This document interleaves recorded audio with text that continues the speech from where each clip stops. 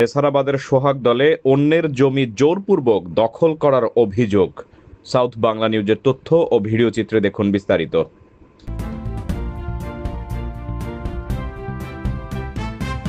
নেসারাবাদে দীর্ঘদিনের দখলীয় জমি সাইনবোর্ড টাঙিয়ে দখলে নেওয়ার অভিযোগ পাওয়া গেছে সুমন গংদের বিরুদ্ধে।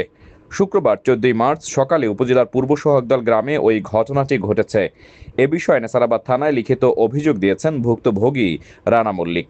রানা মল্লিক জানান, আমাদের দীর্ঘ 40 বছরের পুরনো ভোগ দখলীয় সম্পত্তি। আমরা বেশিরভাগ সময় বরিশালে থাকি। গ্রামের বাড়িতে আমাদের জায়গা বাউন্ডারি দিয়ে ভোগ দখলে ছিল। হঠাৎ করে আজ সকালে সুমন গংরা 25 থেকে 30 জন লোক নিয়ে আমাদের জায়গা জোরপূর্বক দখলে নেওয়ার জন্য সাইনবোর্ড টাঙিয়ে রাখে এবং আমাকে খুন জখমের হুমকি প্রদান করে। তাদের জমির কাগজপত্র দেখতে চাইলে তারা কোনো ধরনের কাগজপত্র দেখাতে পারেনি। এ বিষয়ে সুমন জানান, আমাদের ক্রয়কৃত জমিতে সাইনবোর্ড টাঙিয়েছি।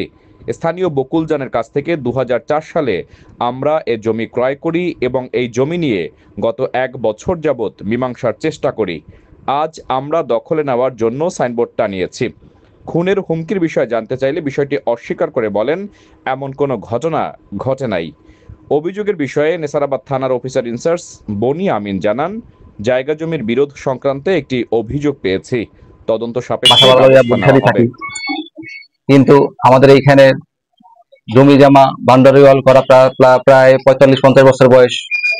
আমার বাবার করা, কিন্তু কতিপয় সন্ত্রাসী সুমন, মানিক, জসিম, মেহেদি, বিশেষ করে কবির মেম্বারের ভাই, এরা আজকের হঠাৎ করে সকাল 10টার দিকে 25-30 জন লোকজন নিয়ে ছুরি কাছে নিয়ে আমার বাউন্ডারি ওয়াল প্লাস আমার টিনের বেড়া টেরা সব ভাঙ্গিয়া চুইরা আমার জমিতে একটা সাইনবোর্ড টানানো হয়েছে।